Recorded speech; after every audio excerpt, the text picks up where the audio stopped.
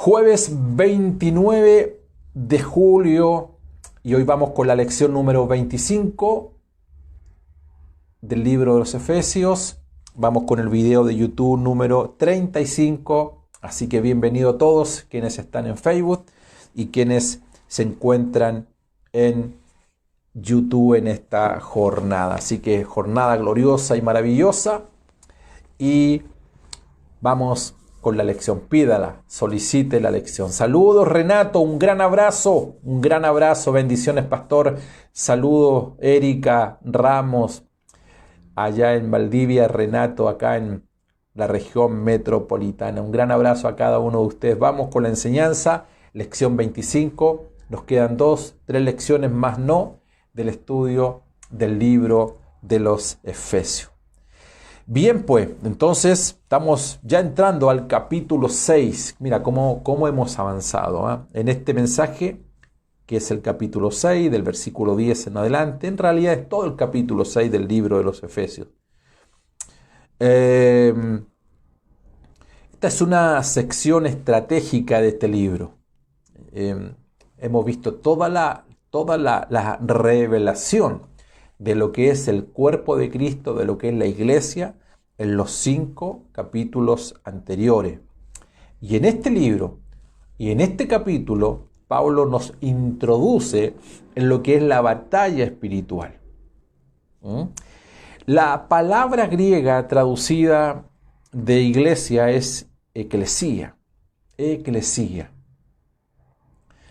que significa reunión en el aspecto de asamblea. ¿Te acuerdas cuando enseñamos los niveles de iglesia? Y es que es importante, por favor, es importante. Por eso que la mayoría de las personas dicen, ¿a qué iglesia tú perteneces? ¿O irás a la iglesia este domingo? Porque el nivel en el cual mucha gente, y lo digo con mucho respeto, el nivel en el cual mucha gente se mueve, comprende, entiende lo que es la iglesia, es este nivel, el nivel de asamblea.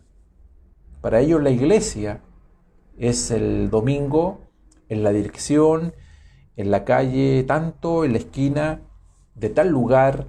Para ellos es la iglesia para ellos es el edificio, ¿ya? Para ellos la iglesia es el grupo de personas que se reúnen y digamos que en su naturaleza no está equívoco, no está equívoco. Cuando yo voy a la iglesia, lo que sucede es que no sabe que lo están diciendo. Dicen, voy a un grupo de personas reunidas en un lugar determinado. Es evidente que quienes hemos avanzado comprendemos o entendemos que cuando hablamos de iglesia, nosotros no nos referimos a ese primer nivel básico, que es un grupo de personas. Cuando hablamos de iglesia, nosotros nos introducimos en el lugar más elevado de lo que es la iglesia, que es el nuevo hombre, el cual trasciende aún a lo que es el cuerpo de Cristo. Ya tener una revelación de lo que es la iglesia como cuerpo de Cristo, ya nos complicamos porque nos ha llevado muchísimo tiempo lograr introducirnos en la dimensión de lo que es el cuerpo de Cristo. Pero una de las palabras, eclesía, es eso, un grupo de personas reunidas en un lugar determinado. ¿Por qué? Fueron llamados, personas llamadas para un propósito definido. Aquí nosotros hasta hoy hemos visto 12 aspectos en relación con la iglesia. Seguramente en su estudio usted tiene 11, pero en realidad son 12. Y se los voy a nombrar rápidamente. Estos 12 es como para hacer una enseñanza, un discipulado de manera específica, detallada, precisa, a quienes les gusta leer, a quienes les gusta escribir, a quienes les gusta escudriñar. Y creo que estos 12 puntos son tremendamente importantes y trascendentes para tener una idea acabada de lo que es la iglesia. Cuando yo digo acabada, digo en cuanto a la enseñanza que hemos estado dando, porque nunca vamos a lograr acabar de aprender lo que es el cuerpo de Cristo, lo que es la iglesia del Señor. Veamos los 12 aspectos o puntos en relación a la iglesia. La iglesia es una asamblea compuesta del pueblo que Dios ha llamado, eclesía, los de afuera, los llamados. Número 2, en Efesios 1, la iglesia es el cuerpo de Cristo. Ya dijimos que es una asamblea, ahora es el cuerpo de Cristo. Hay una explicación allí, así como el cuerpo de una persona tiene una estatura y tiene una expresión, también la iglesia como cuerpo de Cristo es la estatura y la expresión de Cristo. Por eso su cuerpo, y le estoy indicando su cuerpo, es la mejor enseñanza como analogía para que usted comprenda o entienda mejor lo que es el cuerpo de Cristo. Usted tiene una estatura real y tiene una estatura potencial. Cuando usted era joven o usted era un niño, usted tenía una estatura potencial. Usted va a llegar a medir, ejemplo, 1,80 m. Y usted medía apenas 1,40 m. Usted era un niño, un adolescente y pensaba y decía, ¿cuándo llegaré a esa estatura? Hoy tiene esa medida. Y además, lo segundo, su cuerpo tiene una expresión. Su cuerpo a usted lo expresa. Usted es alto, es bajo, es blanco, es moreno, es delgada, es delgado, es robusto.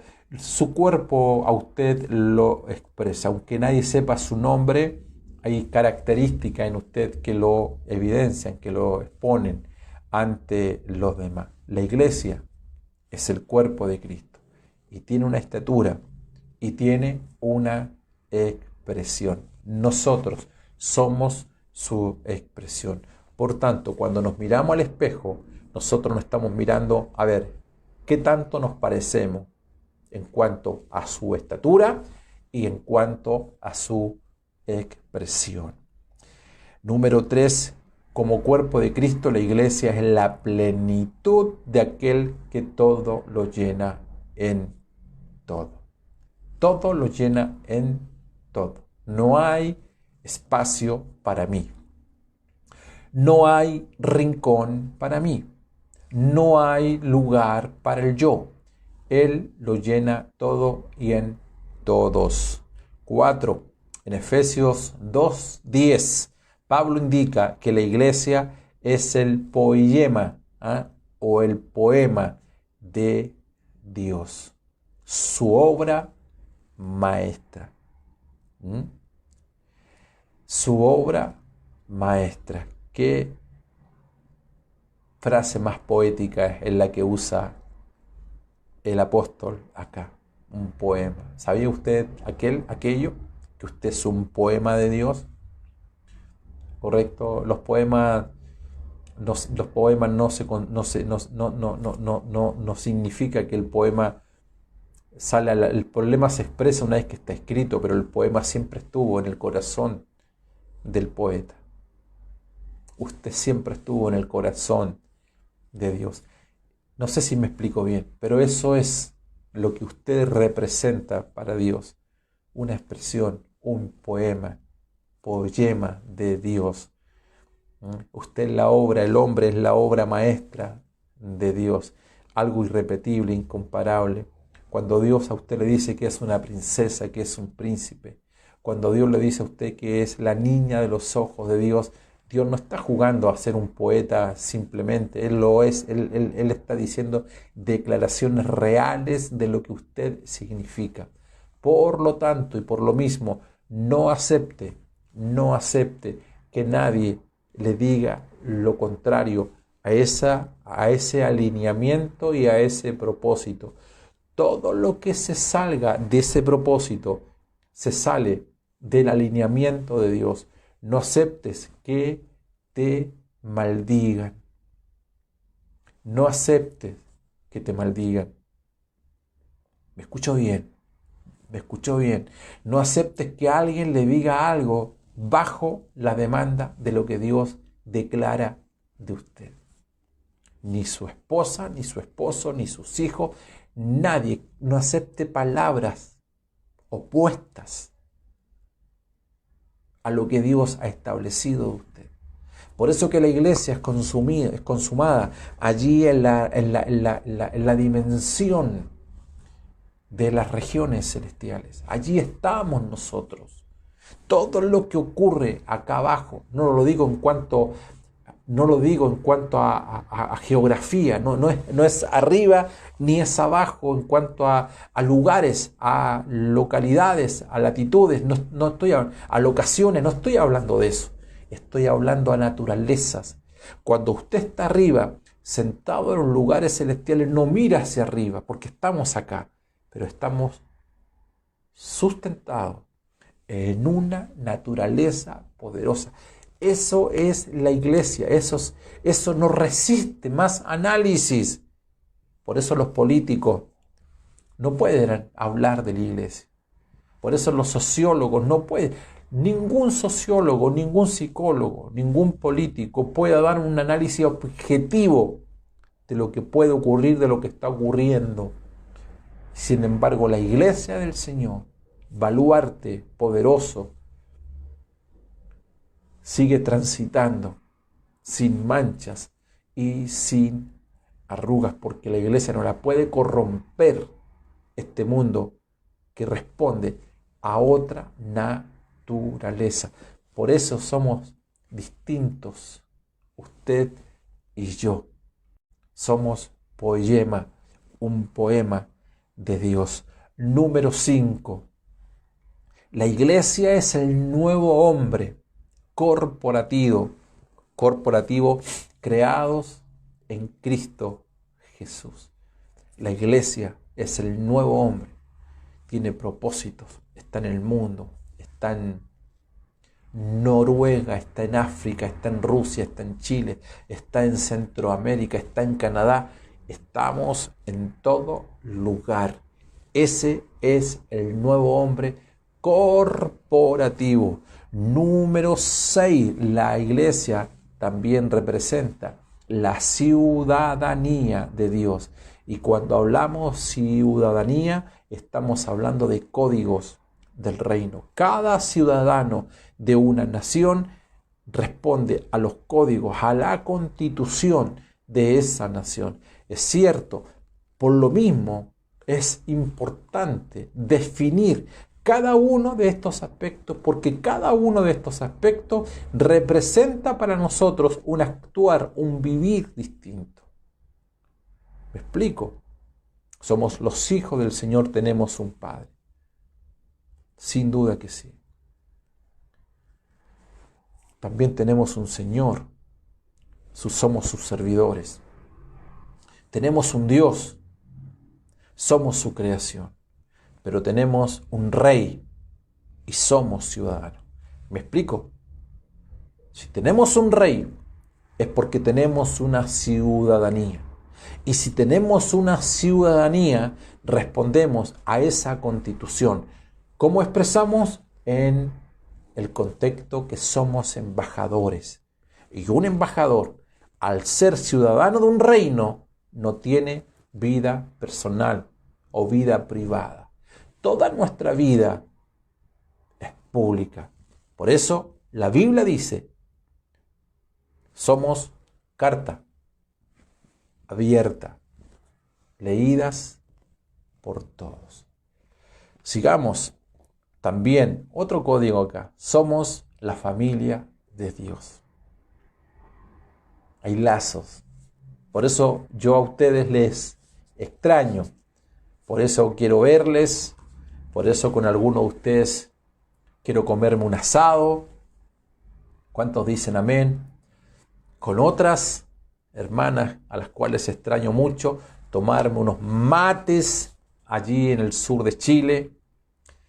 Este lunes tendremos nuestra primera reunión de obreros presencial acá en Santiago de Chile. Allí estaré con mi pastorcita Raquel, estaré con mi esposa, con nuestros pastores de acá, estaremos con Juan Pablo Yanquitur, bueno, y otros que ya, por cierto, nos conocemos y extrañamos. Eso se da, ¿por qué? Usted dirá, pastor, pero somos embajadores. Sí, ya entendió. Embajadores en cuanto a qué, en cuanto a un rey. Siervos en cuanto a qué, a un Señor. Criaturas en cuanto a qué, a un Dios. Hijos, tenemos a un Padre. A Cristo lo tenemos como nuestro hermano mayor, pero también somos una familia. Y hay otros códigos que se dan en la familia, están los afectos. Y eso es lo que se extraña dentro de lo que es la familia. Y Pablo dice, somos la familia del Señor. También el apóstol Pablo dice que somos morada de Dios. Él mora en cada uno de nosotros. Somos su morada. Cuando la Biblia habla de morada, está hablando de un aspecto individual. Él mora en usted, Él mora en usted, Él mora en, nombremos el Luciano, que es un chiquitito ahí en Valdivia, su mamá Lorena, en el pastor Rosales, él tiene morada en la pastora Magali, en Chiloé, él tiene morada en el pastor Rosales, en Valdivia, en Tamarita, en Valdivia, él tiene morada en Magali, acá en Santiago, y él mora en cada uno de nosotros, y eso es una experiencia subjetiva, personal. Es decir, en cada uno de nosotros Él hace su morada. Pero el templo es uno solo. ¿Me explico? Nosotros moramos en Él. Eso es colectivo. Eso no es individual. Nosotros moramos en Él, en el templo santo. Templo compuesto no de ladrillos, sino de piedras preciosas. Cuando hablamos de templo, hablamos de piedras preciosas. Cuando hablamos de la experiencia individual, hablamos de que somos sus moradas. Por lo tanto, Él habita en cada uno de nosotros. Número 9, Efesios 3 nos habla del misterio.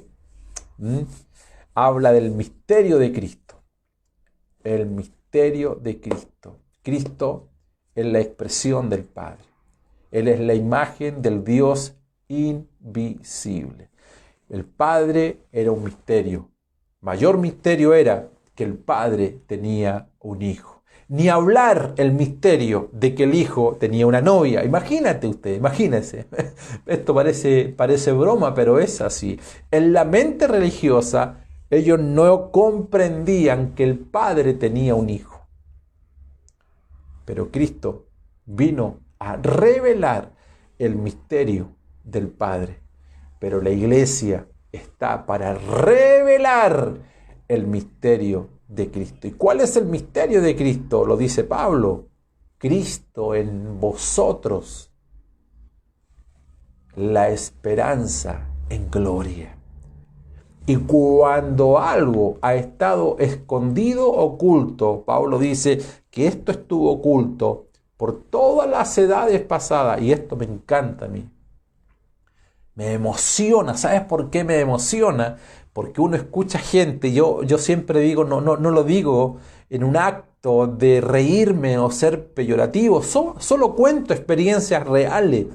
Cuando la gente dice, Señor, dame las fuerzas del búfalo. Había una canción que yo cantaba, Señor, como el búfalo, y nos reímos mucho con mi esposa porque un día viajamos en auto desde Santiago hasta el sur de Chile, 12 horas, y se nos quedó en casa el CD, varios CD con muchas canciones, y teníamos un solo CD. Y la única canción que aparecía en el CD era esa, como el búfalo. Así que nos fuimos cantando durante 12 horas como el búfalo. Y la verdad, yo quería ser como el búfalo. Señor, quiero ser como un búfalo. Dame la unción del búfalo.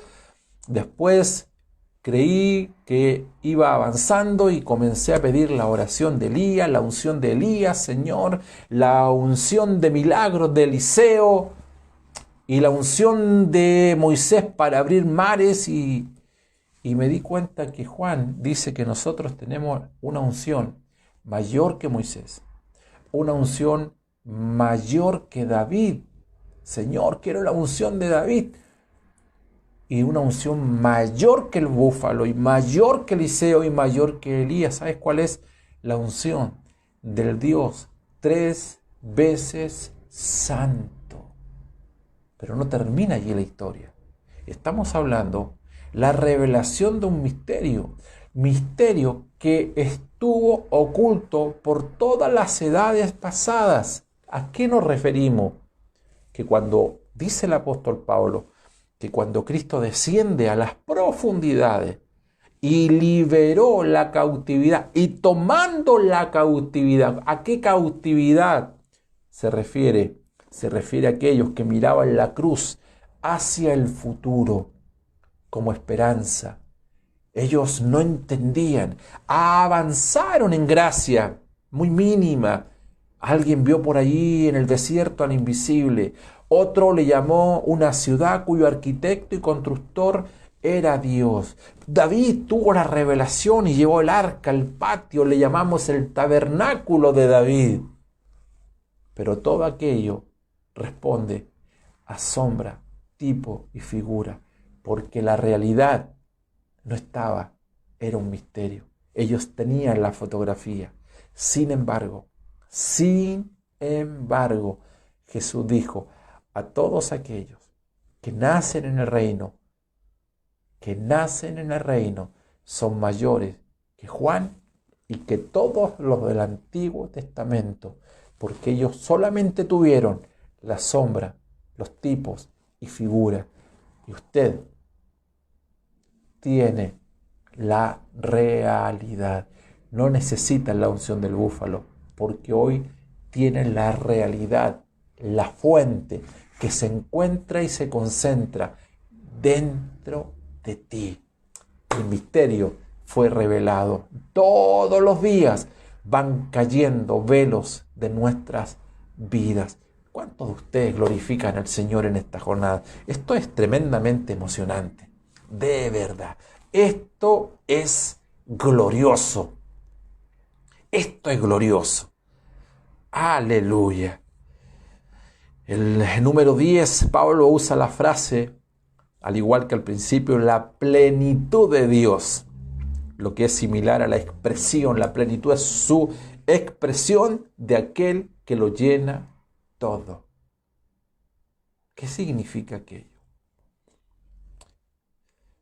Que la gente va a conocer a Dios viéndote a ti. Eso es, viéndote a ti. El que me ha visto a mí, ha visto al Padre. Por eso que Jesús es la imagen, la expresión del Dios invisible. La visión que tenía la gente de Dios en el antiguo pacto era un Dios invisible. A Dios nadie le vio jamás. Más, el unigénito del Padre. Cuando dice el unigénito del Padre, es porque solamente había un hijo, el unigénito del Padre que estaba en Jerusalén. Él le ha dado a conocer. Y todo el ministerio de Jesús de Nazaret, por 3 años y medio, fue única y exclusivamente revelar al Padre en ese lugar, en aquella localidad. No hago nada sin que el Padre me diga. No hablo nada sin que el Padre me lo mande. Por lo tanto, todo lo que Jesús hacía está en coherencia directa con lo que el Padre le había dicho, y que es lo que él debía hacer, era revelar al Padre delante de la multitud. Entonces, al Padre nadie le vio jamás, pero Jesús le ha dado a conocer. La misma misión tenemos nosotros hoy en día. La gente no conoce a Dios. no necesita ir el día domingo. Se nos perdió el mensaje a nosotros en la pandemia.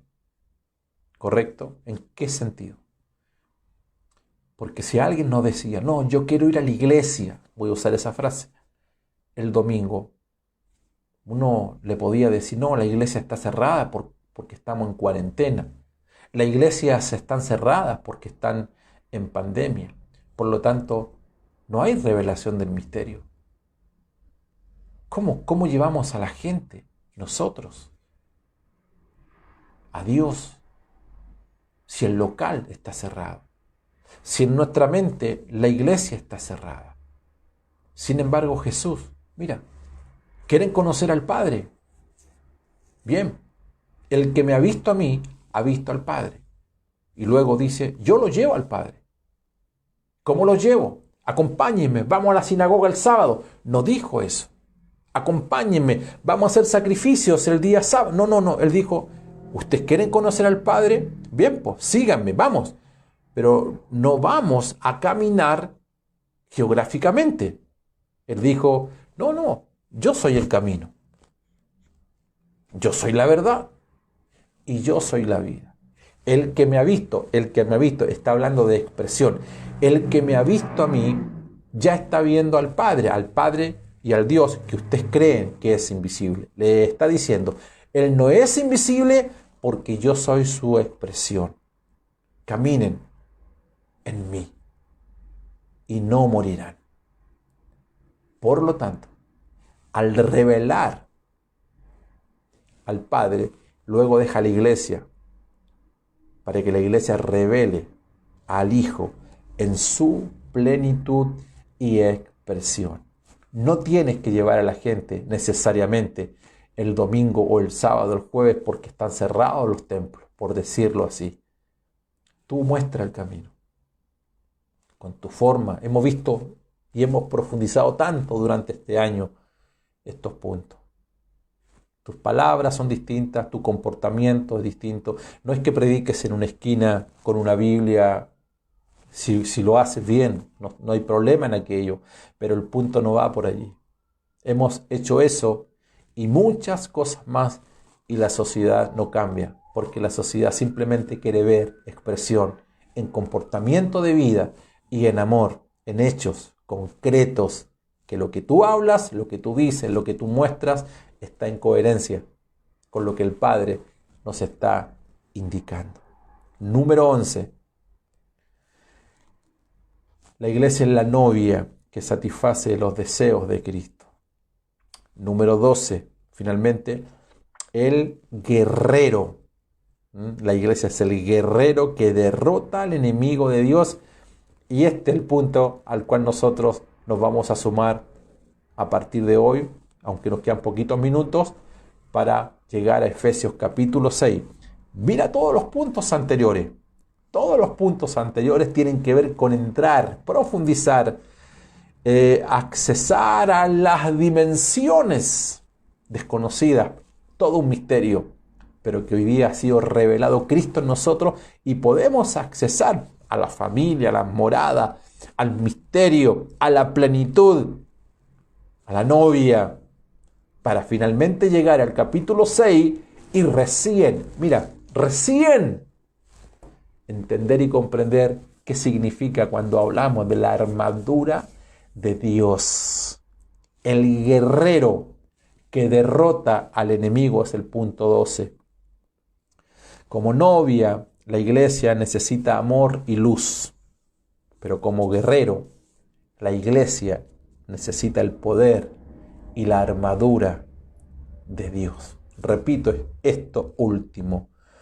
Como novia, la iglesia necesita amor y luz, pero como guerrero necesita el poder y toda la armadura de Dios. Y aquí hay 7 puntos, creo que son 7 puntos que vamos a abordar a partir de este segundo, que es la responsabilidad de la iglesia por el lado negativo. Digo lado negativo porque hasta el momento hemos visto puros aspectos positivos de la iglesia. ¿Mm? El capítulo 1 al capítulo 6 solamente habla de cosas positivas de la iglesia, como la iglesia debe cumplir el propósito eterno del Señor. Por eso están todos los 11 aspectos anteriores. Sin embargo, el lado negativo, es decir, cuando hablamos del guerrero, de la necesidad de consolidar y vencer al enemigo, eso tiene que ver con un aspecto que no es tan positivo como las cosas que hemos hablado anteriormente.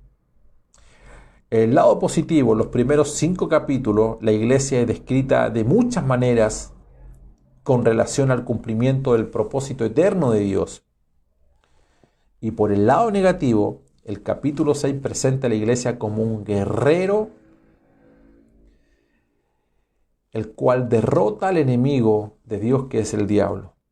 Pero para lograr esto, la iglesia debe vestirse, dice, vestidos de toda la armadura de Dios. Y toda batalla tiene sus orígenes en los conflictos de voluntad. Y nosotros por lo menos entendemos que hay 3 voluntades. Número 1 está la voluntad de Dios. Número 2 le vamos a llamar voluntad del diablo. Y número 3 está la voluntad del hombre, voluntad que Dios le ha dado al hombre determinar y escoger libremente. Es decir, la voluntad dada al hombre deriva de Dios. La voluntad que le he puesto ese nombre al diablo, que en realidad no deberíamos llamarle voluntad, porque voluntad solamente hay una sola, que es la voluntad de Dios. Y todo aquello que sale de la voluntad de Dios no es voluntad, todo aquello que se desvía de la voluntad de Dios, no podríamos llamarle voluntad u otra voluntad, sino aquello es rebeldía. Todo lo que viene del diablo tiene un germen, tiene una naturaleza que nace desde el día, del momento en que él se rebeló. Por lo tanto, esa línea genealógica, vamos a llamarle así, representa la rebeldía. Pero todo el conflicto nace a partir, voy a poner nuevamente el título, de voluntades opuestas. Cuando se opone, digamos, el hombre a lo establecido por Dios. Aquello que puso en el huerto, cuando Dios establece al hombre en el huerto, pone el árbol de la vida y pone el árbol de la ciencia, del conocimiento, del bien y del mal. Hasta el momento todo marcha bien, hasta que el hombre quiso ejercer su propia voluntad. Y lo voy a dejar hasta acá con esta palabra para que ustedes la puedan allí digerir. Y nos reencontramos, no olvide, el próximo jueves, quizás a partir del próximo jueves no tendremos tantos saludos porque vamos a avanzar más rápidamente, de modo de ir concluyendo este maravilloso estudio del libro de los Efesios. Mis amados hermanos y amigos, un gran abrazo, cariños desde Santiago de Chile. Gracias por todo, por sus oraciones. Estamos al habla. Sobreabundante gracia y paz de parte de nuestro Padre y de nuestro Señor Jesucristo. Bendiciones.